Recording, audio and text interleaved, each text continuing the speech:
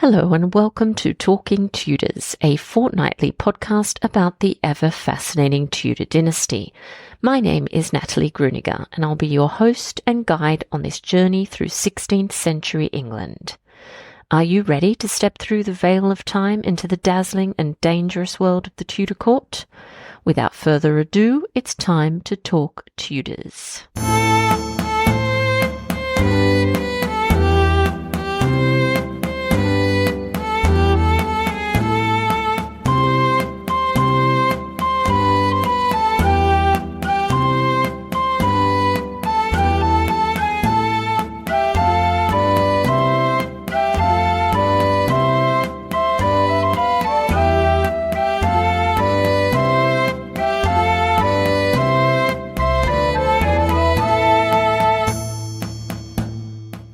Hello everyone, welcome back to another episode of Talking Tudors. I'm your host, Natalie Grueninger. Thank you so much for joining me today. Before we begin, I'd like to mention an upcoming online event that I'm hosting called a Bookish Weekend with the Tudors. Over the weekend of the 28th and 29th of September, we'll explore 16th century printing, books and manuscripts through a series of 6 online lectures and 1 live Zoom discussion delivered by experts in this field. Joining me are Jo Saunders, Dr. Owen Emerson, Kate McCaffrey, Dr. Rebecca Quast-Moore, Professor Martine van Elk and Dr. Vanessa Wilkie. This is unmissable for lovers of books and Tudor history. For details and to reserve your place, click on the link in the show notes or just Google a Bookish Weekend with the Tudors. I'd also like to acknowledge and thank the generous listeners who continue to support Talking Tudors on Patreon and extend a heartfelt thank you to everyone who's taken the time to rate and review the show. As an independent podcaster, this means a lot to me. If you love the podcast, please consider joining the Talking Tudors Patreon community. Visit patreon.com/talkingtudors for more information. Once you sign up, you'll have access to exclusive posts, additional monthly live talks, a member-only book club, patron-only monthly giveaways, to name just a few of the rewards. You can also support the podcast and share your love of Tudor history with the world by buying Talking Tudors merchandise. Check out all the products at talkingtudors.threadless.com. Now, on to today's episode. I'm thrilled to welcome Dr. Darren Freebury-Jones to the podcast to chat about his new book, Shakespeare's Borrowed Feathers. Darren is author of the monographs Reading Robert Greene, Recovering Shakespeare's Rival, Shakespeare's Tutor, The Influence of Thomas Kyd, and Shakespeare's Borrowed Feathers. He is associate editor for the first critical edition of the collected works of Thomas Kyd since 1901. He has also investigated the boundaries of John Marston's dramatic corpus as part of the Oxford Marston Project, and is general editor for the collected plays of Robert Greene. His findings on the works of Shakespeare and his contemporaries have been discussed in national newspapers such as The Times, The Guardian, The Telegraph, The Observer, and The Independent, as well as BBC Radio. His debut poetry collection, Rambling, was published in 2024. In 2023, he was elected a Fellow of the Royal Historical Society in recognition of his contributions to historical scholarship. Let's dive straight into our conversation. Welcome to Talking Tudors, Darren. How are you? I'm great. All the better for hearing you, to paraphrase the big bad wolf.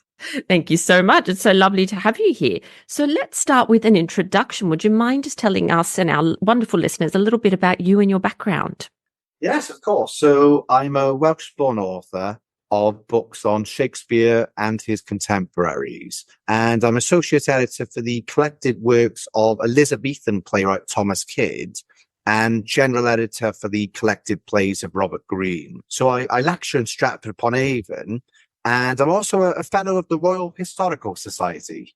Wonderful. And I was just saying to you before we started recording that I'm excited to talk about Shakespeare because I don't often get the chance. I'm always stuck with Henry VIII for some reason. So it's nice to get out of that period of Tudor history. So let's talk a little bit about your new book, very exciting, called Shakespeare's Borrowed Feathers. Can you tell us a bit about it and maybe what inspired you to write it?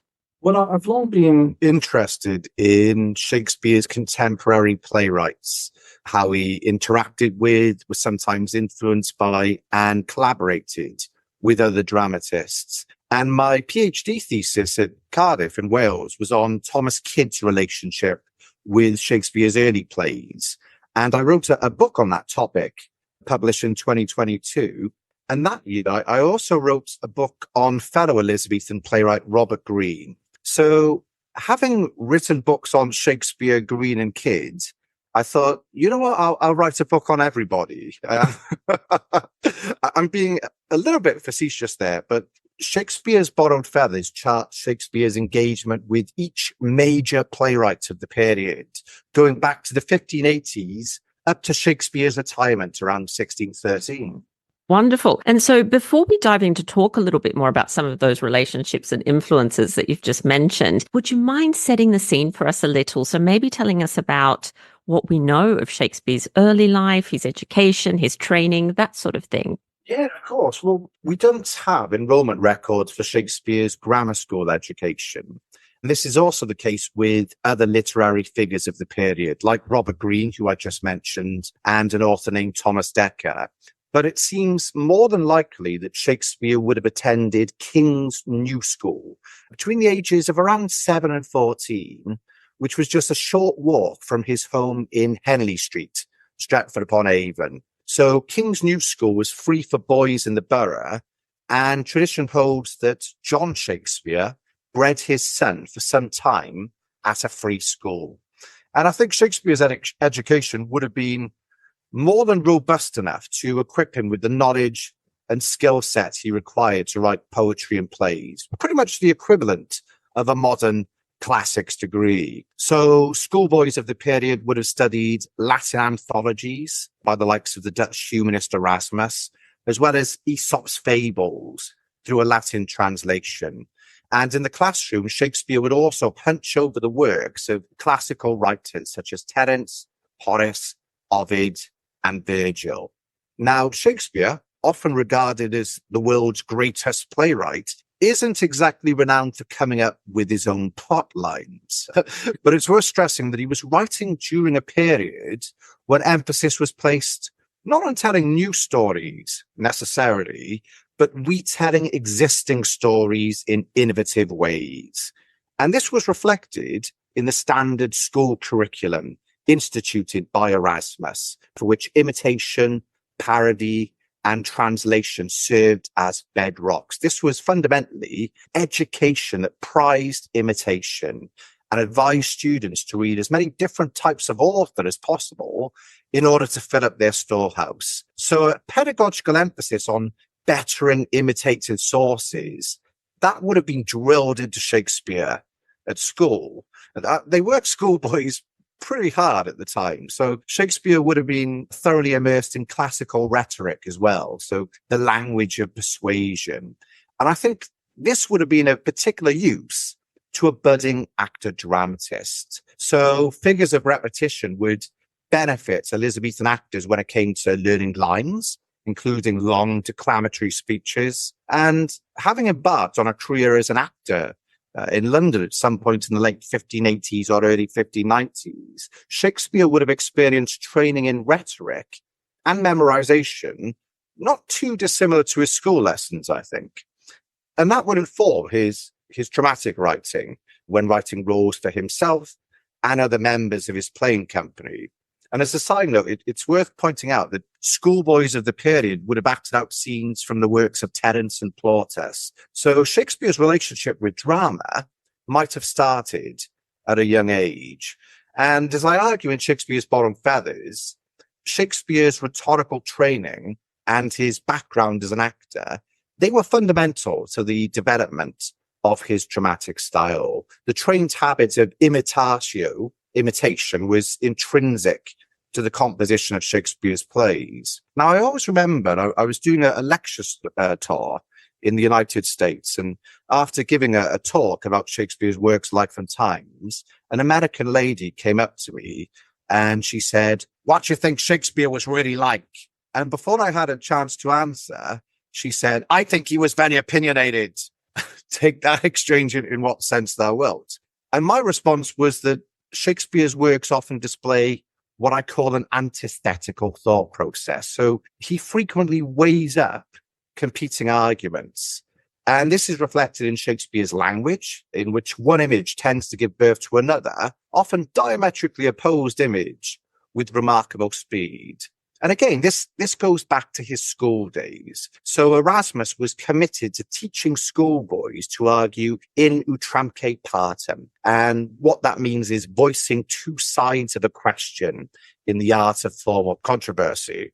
And I think Shakespeare's reluctance to commit to particular ideologies or viewpoints in his works, that accounts in part for why they're still studied and performed today, because we can adapt Shakespeare just as he adapted the works of other writers. And people often try to pin down Shakespeare, the man himself, his thoughts, his opinions through his roles. But for me, the beauty of Shakespeare is that he's elusive. He embraces contrasting perspectives. He gives voice to very different characters. And I think that's in part traceable to his background as an actor, accustomed to inhabiting different roles.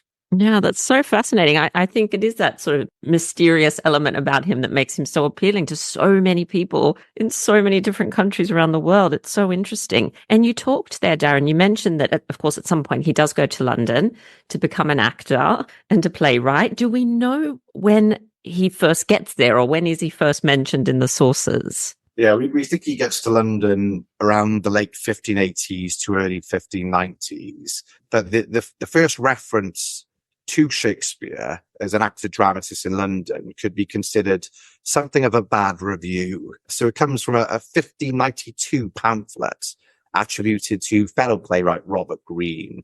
And that pamphlet's titled Greene's Groat's Worth of Wit, Bought with $1 Million of Repentance. And in it, Greene warns fellow university-educated dramatists against actors, those puppets, that speak from our mouths, those antics garnished in our colours, and one actor in particular, because Shakespeare, or Shakespeare, as he styled in the pamphlet, has had the audacity to turn his hand to writing plays, despite being a non-university educated actor. So Greene writes, there is an upstart crow, beautified with our feathers, that with his tiger's heart wrapped in a player's hide, supposes he is as well able to bombast out a blank verse as the best of you, and being an absolute Johannes factotum, so a jack of all trades, is in his own conceit the only Shakespeare in a country. Now, the pamphlet is open to various interpretations when it comes to meaning, authorship, even its target. But for me, the Greene's Groat's Worth of Wit passage chimes with Greene's combativeness with actors in general. And maybe Shakespeare was able to beautify himself in other playwrights' feathers because he delivered their words on stage. He gained first-hand experience of what worked for audiences in terms of language, verse, and dramatic devices. And I think it gave Shakespeare an advantage.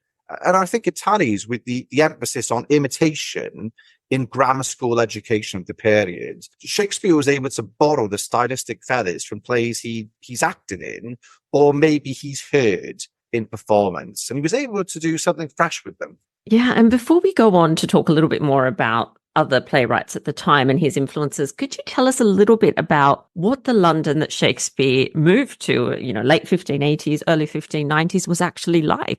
Yeah, I think it must have been a brave new world for Shakespeare, travelling from a relatively small market town, Stratford-upon-Avon, to the centre. And when Shakespeare appeared on the scene, there were around 180,000 people residing in London. So it must have been exciting, bustling, but also potentially dangerous. So dramatists would find plenty of material to inspire their works in London, especially those dabbling in tragic matters. So crossing London Bridge, you'd have the eyes of traitorous heads, preserved in tar and impaled on spikes, gazing down at you. That's a pretty hefty warning for writers, I think, to avoid politicizing. And death was everywhere, particularly in the form of the plague, which often forced theatre closures. And you'd hear strange screams of death in the city, as well as the roars of entertained crowds watching bear baiting. So a pack of dogs attacking a bear tied to a stake. And sometimes a bull was sacrificed instead of a bear. And we know on a couple of occasions, a chimpanzee was strapped to a horse's saddle, and audiences found it highly entertaining watching this poor monkey clinging on for dear life. Now, if Londoners didn't fancy cruel blood sports like bear baiting or cockfighting, they could pay just a penny, which would fetch a loaf of bread at the time, to watch public executions. But theatre was also a thriving entertainment industry, with around 15 to 20% of the London population going to watch plays. And one academic estimates that there were well over 30 acting companies plying their trades between 1598 and 1616. So this was the world Shakespeare entered and the culture he absorbed and contributed to. So tell us a little bit about some of those other playwrights that are there at the same time as Shakespeare. Yeah, so there's so many tremendous playwrights working in London at the time. When Shakespeare first appears on the scene, you've got John Lilly writing plays performed by children, often for Queen Elizabeth. And his dramas feature cross-dressing heroines, battles of wit, lots of song, all elements we later find in Shakespeare's comedies. Now, the main dramatists writing for the public theatres are Thomas Kyd and Christopher Marlowe. These are the big hitters, producing hugely popular plays, such as Kyd's The Spanish Tragedy, veritable box office hits, The Gone with the Wind, The Titanic, and the early modern periods. And they're revolutionizing dramatic language. Marlowe's verse is mighty. It's bombastic, especially in the Tamburlaine plays about a Scythian shepherd who rises to become a conqueror. Have you seen the film Shakespeare in Love, Natalie? I have, yes, yeah. So you might remember there's a scene where Shakespeare and Christopher Marlowe meet up in the pub, and Christopher Marlowe turns to Shakespeare and says, "What are you working on at the moment?" And Shakespeare very proudly says, "I'm working on a very exciting play called Romeo and Ethel, That's the right. pirate's daughter." And he says, "What are you working on, Kit?" And Marlowe just responds, "The Massacre at Paris." And Shakespeare just sighs enviously. So Kyd and Marlowe, they're working on dark tragedies. You don't get much darker than a dramatization of the 1572 Bartholomew St. Day massacre. But they're also experimenting with genre. They're mixing comic and tragic elements. Now, as Shakespeare's career progresses, genres like courtly masques and city comedies are flourishing. And we can see those genres in the works by writers such as Thomas Middleton, Thomas Dekker, and Ben Jonson. Jonson in particular is a very interesting, prickly figure of the period. So he was a friend of Shakespeare's. And I don't know about you, but I tend to find that my best friends say worse things about me than my worst enemies. So Jonson has something of a banterous relationship with Shakespeare. For instance, having heard that Shakespeare rarely deleted a line in his plays, Jonson famously wished he blotted 1,000. But he also said he loved Shakespeare, that he worshipped him, this side idolatry, and that Shakespeare was not of an age, but for all time. So we know that Shakespeare acted in Ben Jonson's comedy, Every Man in His Humour in 1598, and his tragedy Sejanus in 1603. And if the testimony of Stratford-upon-Avon vicar John Ward is to be believed, Jonson was one of the last people Shakespeare ever saw. So apparently Shakespeare and Jonson had a merry meeting, and it seems drank too hard, for Shakespeare died of a fever therein contracted. I find it curiously comforting, the idea of the world's greatest playwright dying of a really bad hangover. Now, Shakespeare and Jonson's friendship might have succeeded, not because of their similarities, but rather their complementarity. So in many respects, they were opposites when it came to approaching drama. Jonson was a keen advocate of neoclassical dramaturgy. So he placed a lot of emphasis on the unities of time, place, and action. Dramas taking place in single locations, over a period of around 3 hours and with a single plot. And this is an approach largely rejected by Shakespeare, with the exceptions of his plays The Comedy of Errors and The Tempest. So Johnson tends to stick to the idea of comic realism as an imitation of life. And Shakespeare's plays, on the other hand, tend to switch settings and mingle comic and tragic elements, plots and subplots. Whereas Shakespeare's imagination often travels abroad, with around a third of his plays set in Italy, for example, Johnson's plays tend to recall London, even when they're not set in that city. So I think Johnson was developing self-aware dramas representative of a sprawling metropolitan society. They were two great dramatists, Shakespeare and Johnson. They were friends, but they were also very different in their outlook. And so tell us a little bit more, Darren, about how Shakespeare actually engages with this community of actors, playwrights, and I suppose with the plays of some of the other dramatists working at the time. Well, first up, as an actor dramatist, Shakespeare would have acted in the plays of other writers.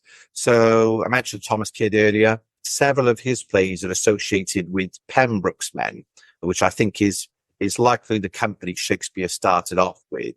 And as I mentioned, we know Shakespeare acted in some of Johnson's plays because the 1616 folio edition of Johnson's works tells us so. It's worth thinking of Shakespeare as an entertainer, a bit like Robin Williams, because theatre was a business enterprise. It was designed to make money through entertaining and engaging audiences. And there was lots of duplication going on between companies who were keeping close eyes on what is proving popular with audiences. So the history play genre, for example, is hugely popular. And it's been estimated that around a third of plays, surviving plays of the period, feature battle scenes. So battle scenes, highly entertaining for audiences. And Shakespeare sometimes goes back to older plays, but for new audiences. A good example would be Shakespeare's King John. And for that play, he seems to have had a copy of an older play attributed to a university-educated writer named George Peele, titled The Troublesome Reign of King John, at Shakespeare's elbow on his writing desk.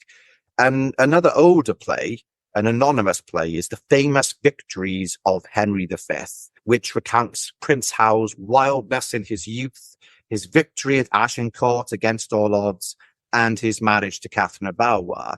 It's a real roller coaster drama, and it isn't even that long a play. So Shakespeare gets 3 plays for the price of 1 out of it. His 2 Henry IV plays and Henry V. So I think there's a bit of an idea, Darren, that when we think about Shakespeare actually writing, that he's at his desk, he's by himself, he's got his quill, he's there, working away. Do we know anything about his actual writing practice or anything along these lines? Yeah, so chiefly, Shakespeare does seem to have written alone. So yeah, you can imagine him toiling at his writing desk, can't you, late at night with his fingers blotted with ink.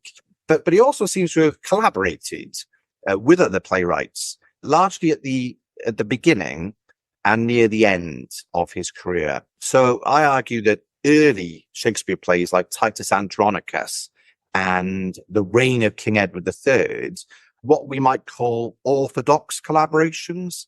So you've got dramatists working from a shared plot outline and going off and writing their respective stints. And this also seems to be the case with later collaborations like Pericles, Timon of Athens, Henry VIII, we mentioned earlier, and the 2 Noble Kinsmen.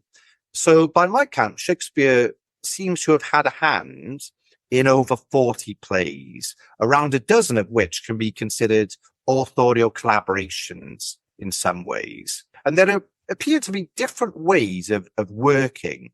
But for solo plays, a dramatist would usually conceive an author plot with detailed stage action, which characters are on stage per scene, what happens. And these plots were usually based on sources like chronicle history, Italian novellas, and so on. And playwrights would then copy out the finished play or pay a professional scribe to provide what's called a perfect copy, which would be submitted to the playing company. And so once you've got this play in your hand, how then do you go about working with theatre managers and getting it actually performed, or working with the actors? What's that process like? Well, we get some interesting insights into how playwrights and theatre companies work together in letters kept by the Dulwich College Library. And these letters were exchanged between a theatre manager named Philip Henslowe and a dramatist named Robert Dayborn in 1613 to 14. So Dayborn agreed to supply Henslowe with installments of a play titled Machiavel and the Devil between April and May 1613. And he was paid £6 as an advance. And he would have the other £4 upon delivery of 3 acts, and the other £10 upon delivery of the last scene perfected. So totaling £20 for the complete play. So we learn here that Dayborn was commissioned by Axe, and that the theatre manager, Henslowe, expected him to transcribe his original drafts as a perfect or fair copy, or at least commission a professional scribe himself. We also learn in one of Dayborn's letters that he was expected to read his play to the general company. And this suggests that dramatists work closely with actors during the composition of their plays. And even when their plays were finished, and they'd likely need to take account of any criticisms or feedback they received from the company of players. Now, unfortunately, Dayborn kept delaying the submission of the fair copied play while asking Henslowe for more money, which annoyed Henslowe so much that he threatened to bring a suit for breach of promise. And Dayborn eventually delivered an incomplete fair copy, along with a sheet from his drafted or fouled papers, which he'd been interrupting the process of copying out by the very associate of Henslowe's who'd come to collect the completed play. So Dayborn promised to write the sheet of 1 or more pages fair and perfect the book, sending the sheet as assurance that work on the play was practically complete. These letters suggest pressures for speeding us when it came to dramatic writing in order to keep theatre managers and their companies supplied with material. It's been estimated actually that the composition of a play took approximately 6 weeks. And the theatre company would then own the play, not the author. And they would produce several documents from it, such as prompt books or cue scripts for the actors, each of whom would only receive their own lines and the last couple of words from preceding speeches. I think it must have been quite intense, quite a spontaneous experience putting on a play during the time, because we think companies of actors would only have around 3 weeks to rehearse a play, even a big hitter like Hamlet, and they're performing multiple plays around 6 days a week. That sounds absolutely exhausting. I don't know how they did it. And you mentioned that they obviously took feedback quite seriously and were always looking out for what was popular with audiences. So does this mean then that plays were altered after they were performed? Do we have evidence of that, or that they were perhaps adapted even for specific audiences? So maybe if Elizabeth's coming to watch, are you going to ensure that there's nothing that's going to make her cranky in there? Yes, absolutely. So theatrical revision was commonplace during the early modern periods. For example, we know the writer John Webster was commissioned by the King's Men Playing Company, so headed up by James I, to add an induction to and revised scenes of a play by the writer John Marston called The Malcontents. And we know that Ben Jonson was not only called upon to revise other men's plays, but also thoroughly revised his own. It kind of reminds me of Star Wars a little bit, when George Lucas added scenes and special effects to the original trilogy in 1997. So you had viewers attending cinema screenings of these adaptations, and they continue to purchase them in media such as DVD, Blu-ray, or Disney Plus nowadays. And I think early modern audiences, like modern movie fans, they'd attend revivals of older plays, taking comfort in the fact that they were going to hear and see something familiar, but also being enticed by the proposition of a new spin on an old classic. So just as George Lucas sought to adapt his franchise in light of improvements in special effects, playing companies might seek to adapt older plays according to shifting theatrical milieus, advances in stagecraft, venues, changes in company personnel, and changing audience expectations. And there are theories that Shakespeare revised his own plays, such as the Tempest, for example, for a performance to celebrate the marriage of James I's daughter, Elizabeth, to Prince Frederick of Bohemia.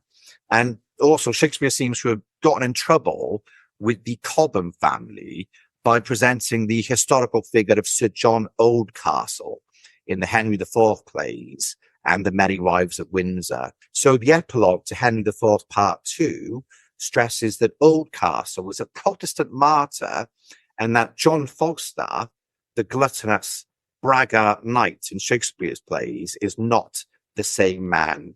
So the evidence there suggests Shakespeare actually changed the name of the character from Oldcastle to Falstaff. And Shakespeare also seems to have revised the plays of other dramatists in works like the Spanish Tragedy and the play known as Henry VI Part 1 in his 1623 First Folio. But sometimes Shakespeare's plays were revised by other writers. So, for instance, some scholars believe the author Thomas Middleton adapted Shakespeare's Macbeth, his Measure for Measure, and his play All's Well That Ends Well. And with Macbeth, we have a real rarity. We have an eyewitness account of a performance at the Globe Playhouse on the 20th of April, 1611, by the astrologer Simon Forman. So very rare to get eyewitness accounts of Shakespeare plays during his lifetime. And Forman describes the Weird Sisters as fairies or nymphs. So quite different to the midnight hags with skinny lips and choppy fingers that we all know and love. And Forman's description more closely resembles how the Weird Sisters are described in Shakespeare's source material, Raphael Holinshed's Chronicles, as well as an entertainment put on before King James of Oxford in August 1605, where the king was greeted by 3 sibyls. Now, we can't be sure, but Forman's account presents the possibility, I think, that the text of Macbeth, included in the collection of 36 Shakespeare plays, the First Folio, doesn't fully represent the version originally performed in Shakespeare's lifetime. So Macbeth is around 30% shorter than other tragedies Shakespeare wrote at the time, like Coriolanus, Antony and Cleopatra, and King Lear. So this strikes me as a good example of theatrical revision. Oh, I wonder what we're missing now. I want to know.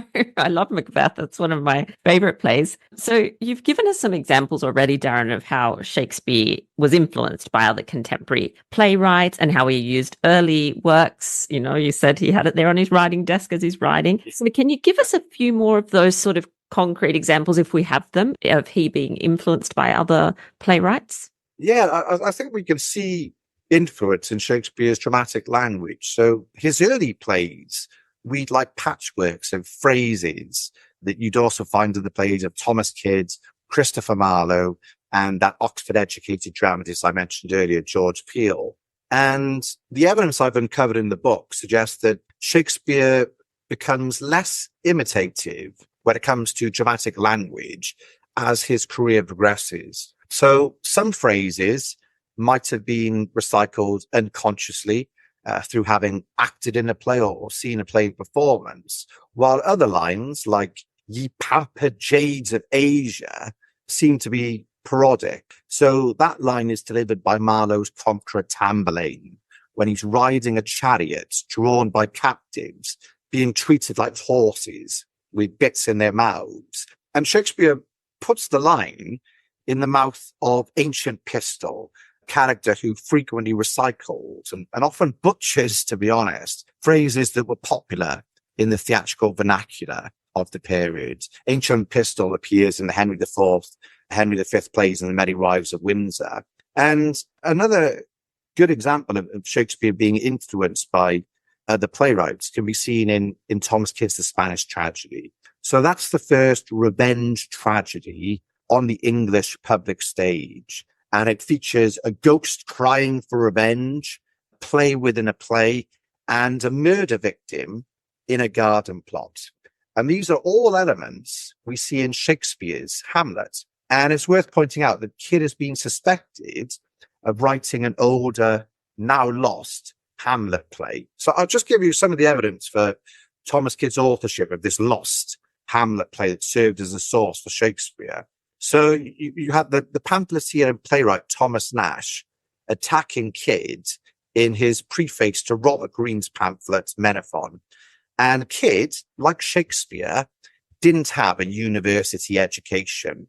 So he was also open to criticism from the so-called university wits. So Nash alludes to the kid in Aesop, another dodgy pun, a bit like Robert Greene's Shakespeare, who has left the trade of noverant, so meaning a professional scribe, and now meddles with Italian translations, as Kyd had done with his translation of Torquato Tasso's Padre de Familia in a work called The Householder's Philosophy.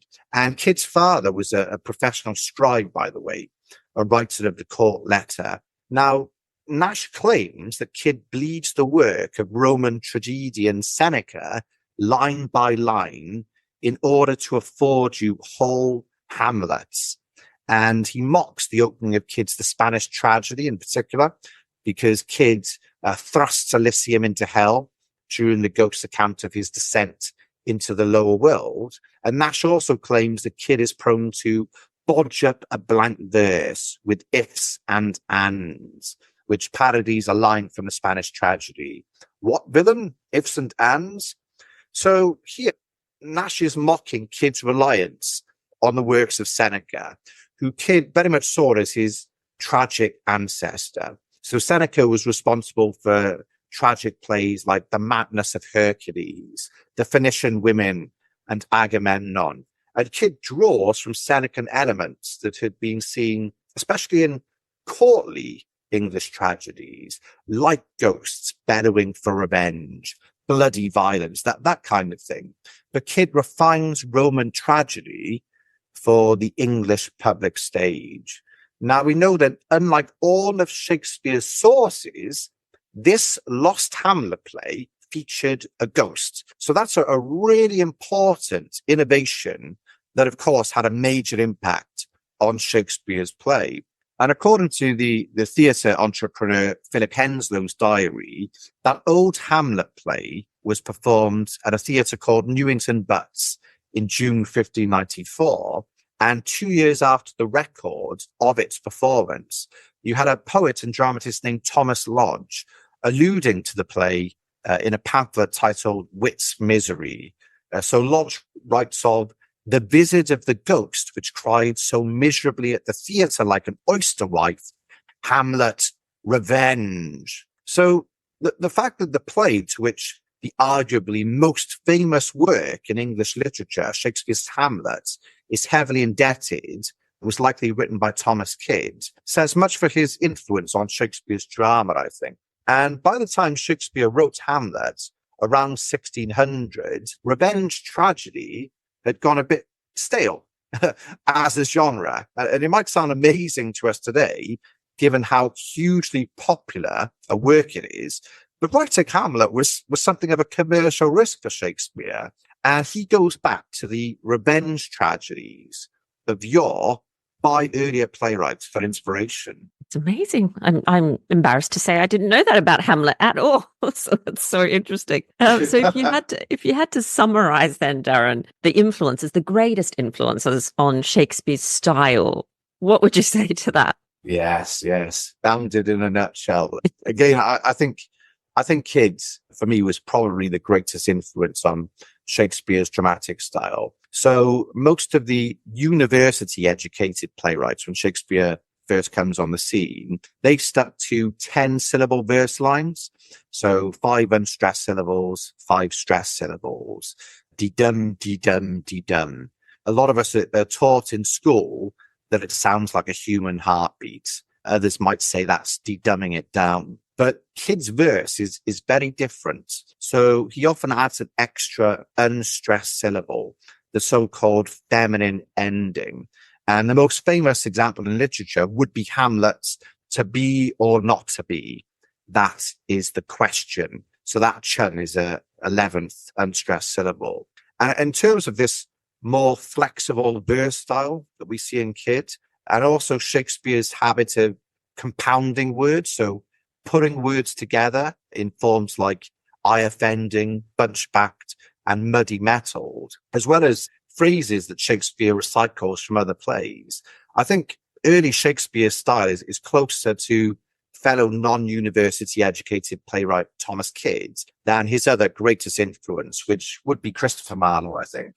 And I'm sure many of our listeners have, of course, heard that there are debates when it comes to, authorship and Shakespeare, and that there are some people that think he didn't write any of the plays himself. So can you sort of get us up to date on what the current authorship debates are in the world of Shakespeare?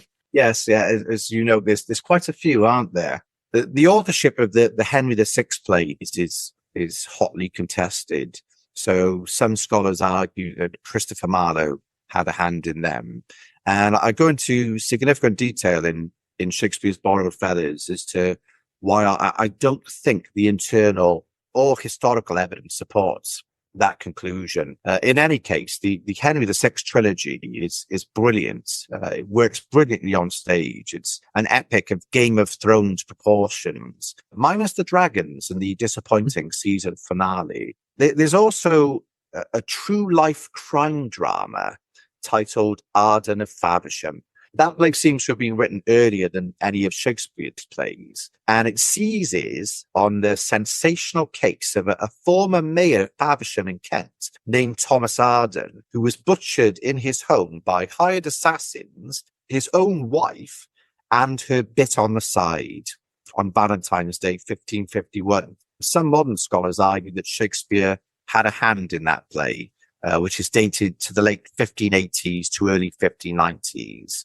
But as I try and show in the book, the evidence points overwhelmingly towards Thomas Kidd's sole authorship and chimes, I think, with the patterns of borrowing we see between other plays associated with Kidd and Shakespeare's later dramas. There are also arguments as to whether Shakespeare acted as a reviser or collaborated directly in plays such as Titus Andronicus. So Titus Andronicus is Shakespeare's earliest tragedy, and it's one of my favorite plays, which probably says a lot about me. It's bonkers. I like to refer to it as the Quentin Tarantino movie of the Shakespeare canon. It's got mutilation, decapitation, and it ends with a mother being tricked into eating her own sons who have been baked in a pie. So 14 deaths in Titus Andronicus is a really bloody tragedy. And this is a collaboration between Shakespeare and George Peele. But scholars often write about Shakespeare salvaging a play by Peele, maybe finishing off a draft of his in Titus Andronicus. And that disqualification of Peele as worthy of collaborating directly with Shakespeare flouts the historical evidence, I think, because Shakespeare would have learned a great deal from his more experienced co-author and hugely popular dramatist. So I see Shakespeare and Peele working on that play in a process of simultaneous collaboration. And I aim to show in the book how that method of working can account for some of the mysteries still surrounding that play. Well, you've certainly given us a lot to think about when it comes to Shakespeare and his work. So thank you. There is another thing we do on Talking Tudors when I first have guests on for the first time, and that is what I call 10 to go. So these are just 10 questions just to get to know you a little bit better. So the first one I have for you is, do you have a favorite historic site, might be one associated with Shakespeare, that you like to visit? Oh, good question. Yeah, I think I'd get in big trouble if I didn't say Stratford-upon-Avon where I work, particularly Henley Street, the site of the birthplace. Yeah, that is a fantastic place to visit. And what about the last book that you read, or perhaps one that you're currently reading? Yeah, so I don't get a lot of opportunities to read fiction, really. So what I've been doing is chipping away on Kindle on my phone when my eldest son, my 5-year-old, Oliver is at swimming lessons, with William Peter Blatty's horror novel, Legion, which is a sequel to The Exorcist. But most of my reading time is taken up with looking at academic works. And I'm also reading at present Paul Menz's Shakespeare, A Brief Life, which is a really witty and fascinating biography of Shakespeare. Oh, that does sound good. And what about when you're in writing mode and you are writing? Do you have any kind of rituals that you like to follow? Yes, I do a lot of my writing by candlelight, to be honest, when everyone's really? gone to bed. So I find that my thinking about how to shape certain sentences, certain paragraphs, that's almost going on unconsciously throughout the day. And then I've got that short window of opportunity. Everyone's gone to bed, and there I am just hammering away at the keys on my laptop, which is, I think Shakespeare probably wrote a lot of his plays at nighttime, but I wouldn't necessarily recommend it as a ritual, because it leads to really awful insomnia. And I remember when I wrote the book on Robert Greene, I just spent around 6 months of barely getting any sleep, because once my head hit the pillow, I was still thinking, oh my gosh, I need to correct footnote 46 and that kind of thing. Oh, I like the candlelight idea, though. That's very Tudor of you there, Darren. It is, yeah. What about an ideal Sunday morning? What does that kind of consist of? Oh, an ideal Sunday morning. I think in a fantasy world, it would be a lion, because inevitably I'll get woken up by my 5-year-old or my 18-month-old boy as well. But I think, yeah, a nice relaxing morning, and then leisurely making our way out of the house and undertaking some kind of family activity. So maybe a walk in the park with the family. Yeah, that sounds lovely. And is there a new skill that you would like to learn? So my eldest, Oliver, he goes to a school which is an all Welsh speaking school. So he's encouraged to speak Welsh in the classroom, in the playground. And I always remember I was at a meal before giving a talk on Shakespeare and kingship. And I was talking to this lady about my eldest, and she said, "Oh, are you worried that that's going to impact his skills when it comes to English and the English language?" And my response to that was that Shakespeare was encouraged to speak Latin at all times in school and even at home. And he was pretty good at English, I think.